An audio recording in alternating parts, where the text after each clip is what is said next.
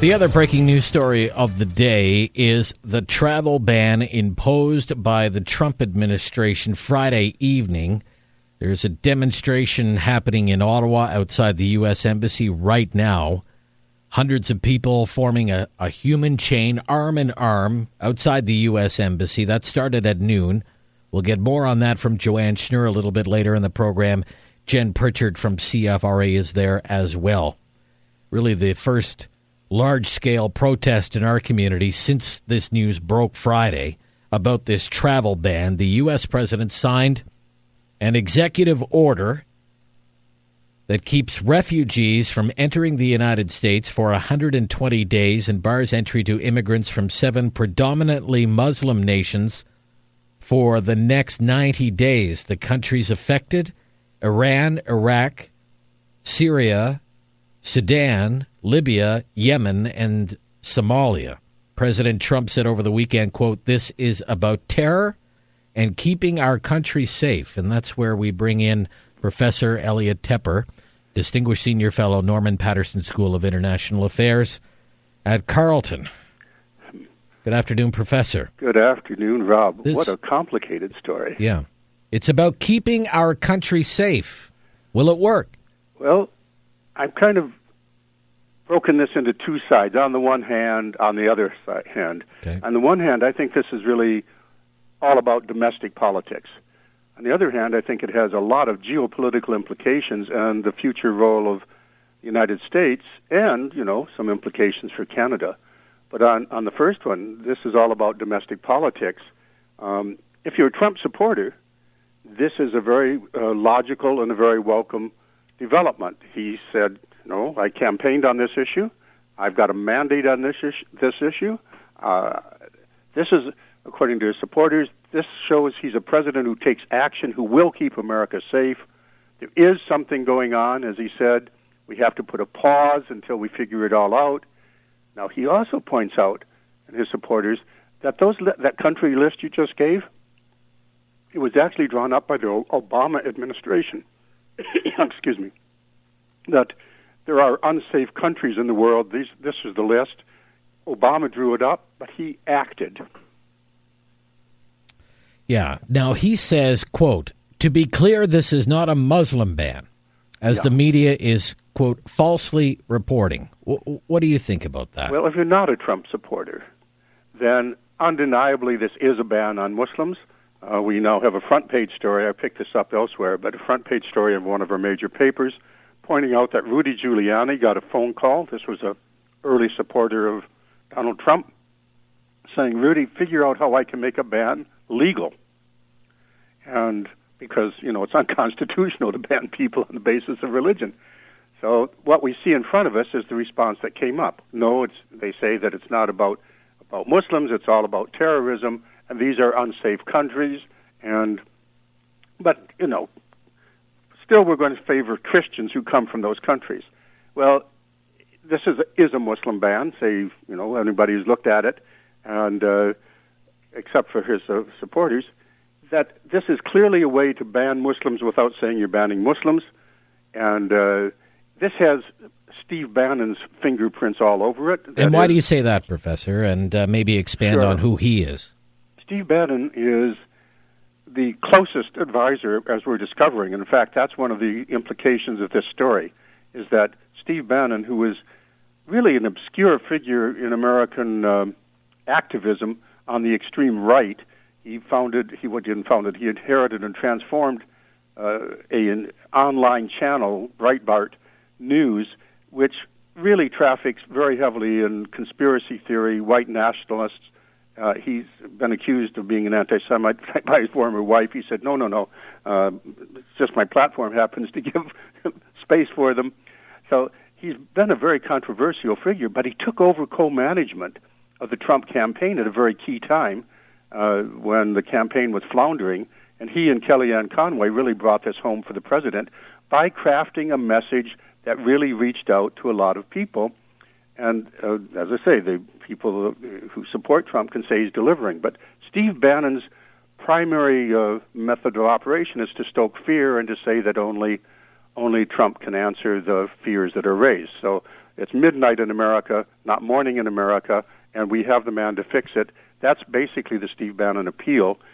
His star is rising fast, Rob. He's now been put on a key national security advisory council to the president, and meanwhile, the head of the CIA and another key figure have been removed from it going forward. So he's the first guy that is spoken to in the morning by the president. His office is right down the hall. So he's the last guy at night. So the message to the base is Steve Bannon's. This is not only the election promise being kept, but it's the launch of a re-election campaign so that the Trump administration will go on into its full 8 years. So this is very much a Steve Bannon activity, and Rudy Giuliani found a way to make it happen. The comparisons are already being made in social media and on Twitter to such things as one is too many. Yes. Professor, what do you think? How fair is it to compare this to the dark time of Jews being turned away who were fleeing the Nazis? This is very much come to the fore in part, and again, this comes back to Steve Bannon and his activities, because this announcement of the ban we're talking about was done on International Holocaust Day, which it's a global commemoration, if you will, of the horrors of the Holocaust, which was a specific effort to exterminate the Jews as a species. And this is truly genocide. For the first time ever, the American administration, the new administration now of Trump, put out a Holocaust statement without mentioning Jews at all. And then it's pointed out immediately, well, Holocaust denial is a key part of the Breitbart conspiracy theory, white nationalist kind of support base. So it comes back fairly or unfairly because of who he is and his role on that. Is this like that? Well, the Statue of Liberty says, give us your poor, your tired, your huddled masses longing to be free.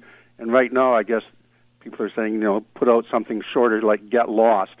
This is a turning away of people who are in dire need. There's no question about that. It's being called inhumane and un-American by both media people and people in the field, but also by some Republicans. You ask, is this going to help keeping America safe? It's probably arguable. And this is how people who are not Trump supporters put it. This is not an act to keep America safe. This is a ban this is an appeal to the base to activate the base. It would not have stopped. This ban would not have stopped any of the 9/11 attackers nor the Orlando shooters. The 9/11 attackers, 15 of them came from where? From Saudi Arabia and one from Egypt. Neither of those states are on the list. And all of the other acts of domestic terrorism that could be labeled jihadist came from people who are American citizens already. So this is not an act that's going to stop any of that. The pity of all this is that it does indeed, to come to the question you very aptly asked, what does this mean for America as a place of refuge, a place that gives comfort to those in need? The ban is indefinite on Syrian refugees, and this has some Canadian implications because it's in sharp contrast to what Canada's about. Syrian refugees are the most afflicted of all the world's wandering peoples right now.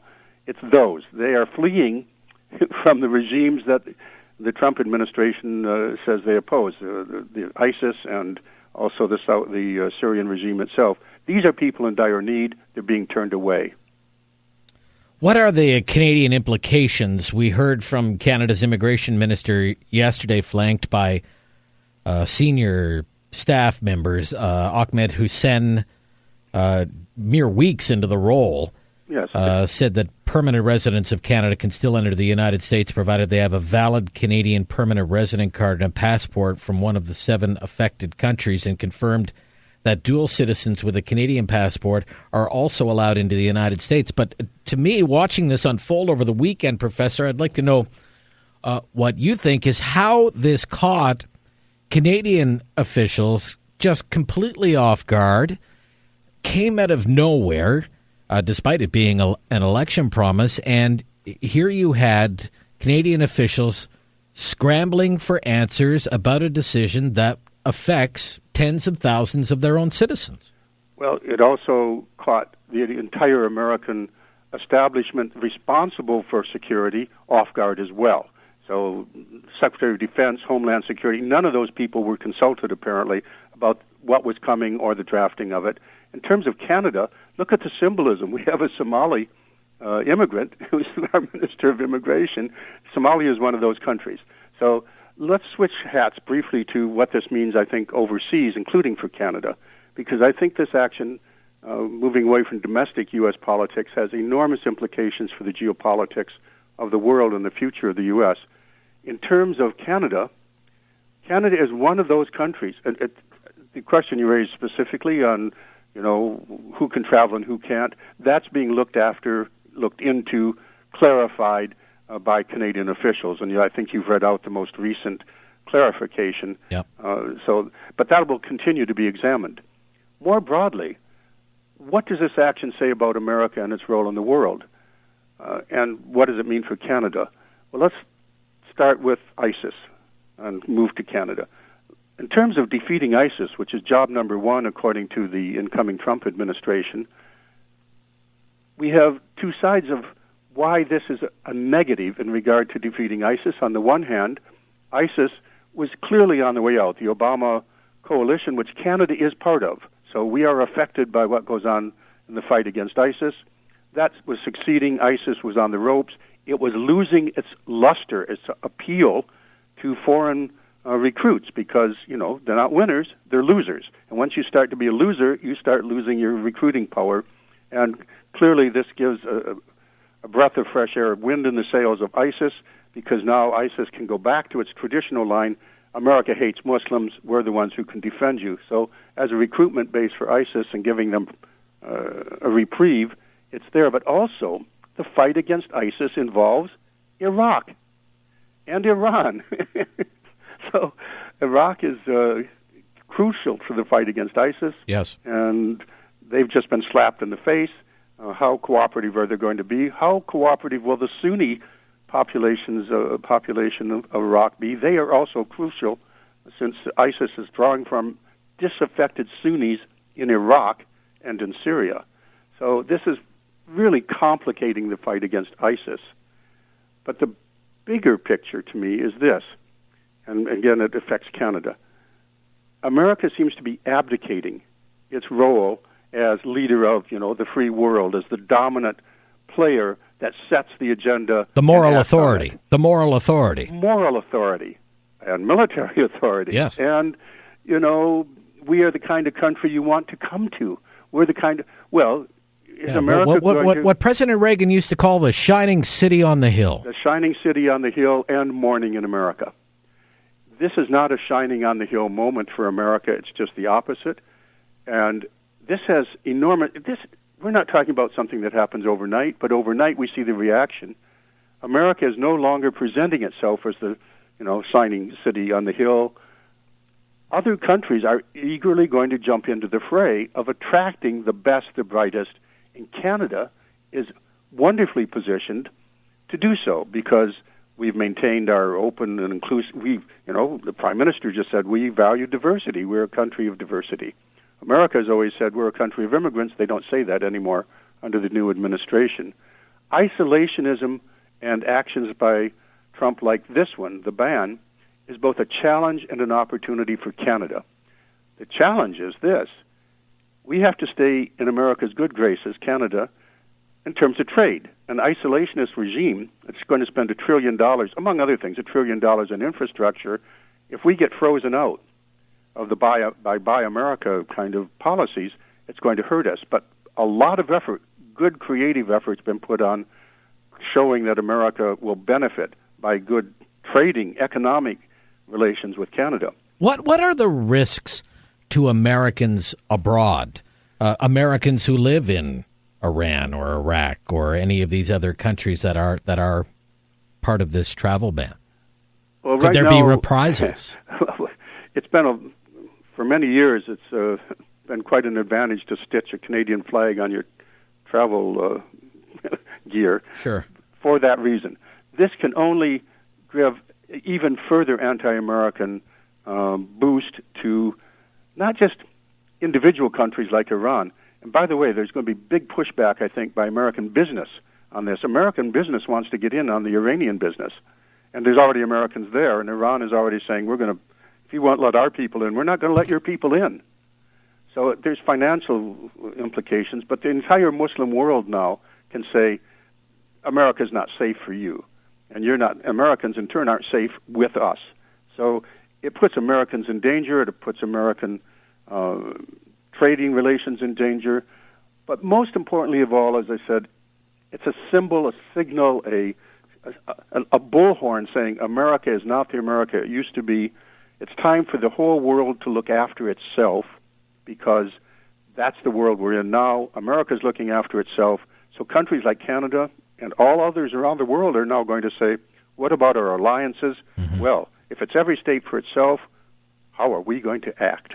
Let me ask you a final question. Sure. Obviously, our immigration minister is well versed in the language of diplomacy, because he was asked if he would denounce this travel ban, and he said every country has the right to determine their own policies. He was also asked if Canada will raise the number of refugees we plan to accept this year, and he said no, the target remains 25,000, 1,000 of which will be privately sponsored. Is it inevitable that our government will have to rethink that target in light of what's happened? This is an issue for more broadly beyond this ban. How does Canada react to a future that isn't what it used to be?